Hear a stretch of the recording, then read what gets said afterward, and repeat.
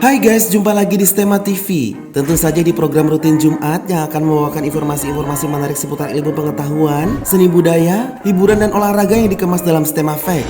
Kemarin kita bangsa Indonesia baru saja memperingati Hari Pahlawan, tepatnya diperingati setiap tanggal 10 November. Dalam proses mencapai kemerdekaan Indonesia saat itu, banyak sekali dikorbankan darah dan nyawa. Mereka yang gugur pada masa itu demi memperjuangkan kedaulatan bangsa Indonesia yang saat ini kita sebut sebagai pahlawan kemerdekaan nasional. Tapi tahu nggak guys, mengapa Hari Pahlawan diperingati setiap tanggal 10 November? Adakah kisah di balik itu semua? Pada Stema Fact episode 18 Jumat ini, Stema Fact akan membahas tentang fakta-fakta di balik Hari Pahlawan.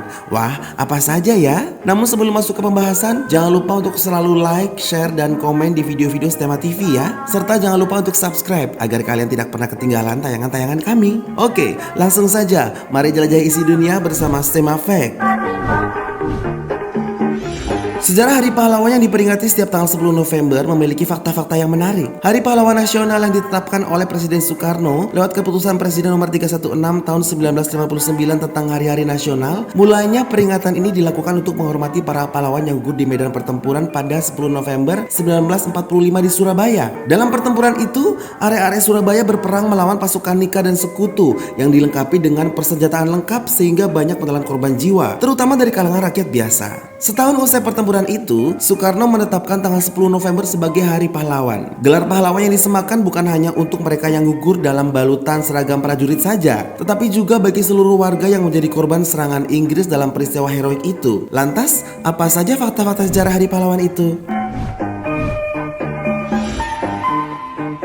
Fakta yang pertama dipicu oleh tewasnya Jenderal Malabi. Pertempuran 10 November 1945 di Surabaya dipicu oleh tewasnya perwira kerajaan Inggris Jenderal Malabi. Waktu itu, tentara Sekutu yang dipimpin oleh Jenderal Malabi datang ke Surabaya pada bulan Oktober 1945 untuk melakukan aksi seremonial dengan berjalan ke berbagai sudut kota untuk melihat situasi. Namun, Jenderal Malabi tewas pada akhir 30 Oktober 1945 karena mobil yang ia gunakan hangus terbakar. Terkait dengan penyebab meninggalnya perwira Inggris itu, masih jadi perdebatan sampai saat ini. Ada yang menyebut ia meninggal usai aksi tembak terhadap warga Surabaya. Selain itu, sumber lain mengatakan bahwa Jenderal Malabi meninggal akibat granat dari anak buahnya yang berusaha melindunginya. Akan tetapi, granat itu malah terkena mobil Malabi. Akibatnya, kematian Malabi pun memicu kemarahan dari tentara Sekutu.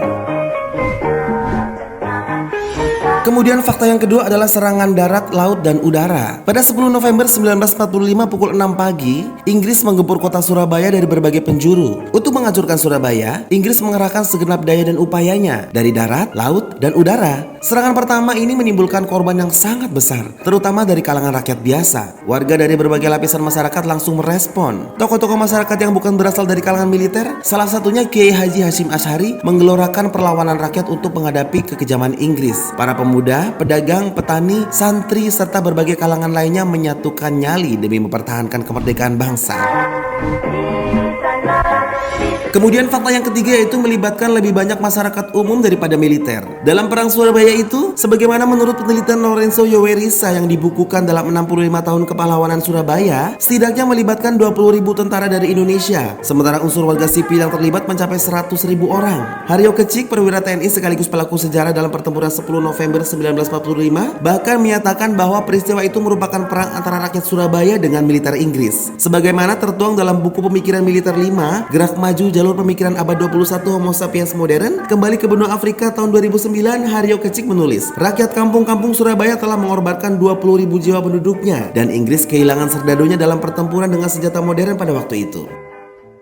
Kemudian fakta yang keempat yaitu melawan Inggris tanpa persenjataan lengkap. Serdadu Inggris India yang mencapai 30.000 orang itu sangat terlatih dan dilengkapi dengan persenjataan lengkap. Hal itu membuat tumbang banyak pejuang Surabaya. Ditambah lagi dengan batalion infanteri Maratha yang terlatih dalam perang kota. Sementara batalion Rajputna punya senapan mesin yang bisa memerondong banyak orang Indonesia. Sementara jumlah militer Indonesia di Surabaya secara pasti sulit ditentukan di buku-buku sejarah maupun biografi para pelakunya. Ada pihak yang menaksir terdapat sekitar 20.000 anggota Badan Keamanan Rakyat atau BKR BKR. Meski demikian, anggota BKR biasanya bekas peta, heiho, kenil, dan pemuda yang tak pernah mendapat latihan militer sama sekali. Sementara jumlah pemuda pejuang di luar BKR diperkirakan mencapai 100.000 orang. Jadi diperkirakan kekuatan pihak Indonesia mencapai 120.000 dengan persenjataan tak lebih dari 50.000. Perlawanan Indonesia berlangsung dalam 2 tahap. Pertama, pengorbanan diri secara fanatik dengan orang-orang yang hanya bersenjatakan pisau-pisau belati menyerang tank-tank Sherman, dan kemudian dengan cara yang lebih terorganisir dan efektif, mengikuti dengan cermat buku-buku penduduk militer Jepang, tulis David Weil dalam Birth of Indonesia, seperti dikutip Ben Anderson dalam Revolusi Pemuda. Keren ya guys, semangat para pemuda Surabaya saat itu hanya bersenjatakan ala kadarnya, tapi tak gentar melawan tank dan senapan-senapan mesin musuh. Kemudian fakta yang terakhir adalah Bung Tomo sang pengobar semangat. Dalam peristiwa 10 November 1945, nama Bung Tomo begitu legendaris karena dikenal sebagai pengobar semangat tempur yang bersenjatakan mikrofon. Selain itu, ia juga salah satu pemimpin laskar yang kemudian ditarik ke Kementerian Pertahanan. Ia membakar lewat mikrofon dan pancaran radio pemberontakan milik Barisan Pemberontak Rakyat Indonesia atau BPRI. Tersiar pidato-pidatonya yang menjaga moral area-area Surabaya. Intinya, Bung Tomo mengamini sikap pantang menyerah terhadap sekutu. Tujuan semua ucapan sama, memetik keberanian melawan tentara asing yang di atas kertas jauh lebih kuat. Bung Tomo sangat dihormati di kalangan laskar, paling tidak setelah 10 November 1945. Tapi ia bukan satu-satunya pemimpin di Surabaya saat itu. Di antara sekian perwira penting dalam palagan 10 November 1945, ada Jenderal Mayor R. Muhammad Mangunprojo, Kolonel Sungkono, Kolonel Jono Sewojo, hingga Kolonel Mustopo. Namun tampaknya Bung Tomo yang tak berpangkat itu justru paling tersohor. Jadi itulah guys fakta-fakta di balik perayaan Hari Pahlawan Nasional yang kita rayakan setiap tanggal 10 November. Lalu apakah semua perjuangan sudah selesai? Tentu tidak. Walaupun Indonesia telah meraih kemerdekaan 77 tahun lalu, namun perjuangan akan terus perlu dilakukan oleh generasi-generasi penerus sampai kapanpun. Karena kehidupan akan terus berjalan sampai kita tidak tahu kapan akan berhenti. Maka selama itulah orang-orang harus terus berjuang mengisi kemerdekaan yang sudah susah payah diraih. Tantangan akan terus ada dan disitulah harus kita lewati dengan berbagai cara kita untuk berjuang. Demikian Stem Afek Jumat ini spesial peringatan Hari Pahlawan. Semoga kita semua yang berjuang di zaman ini adalah orang-orang yang menghargai jasa-jasa para pahlawan ya. Jangan lupa untuk like, share, dan subscribe di channel ini, serta follow semua sosial media dari Stella Maris. Kita akan jumpa lagi Jumat depan dengan episode selanjutnya, dan tentu saja dengan informasi menarik lainnya. Selamat Hari Pahlawan 10 November 2022. Mari jelajahi isi dunia bersama Stem Afek.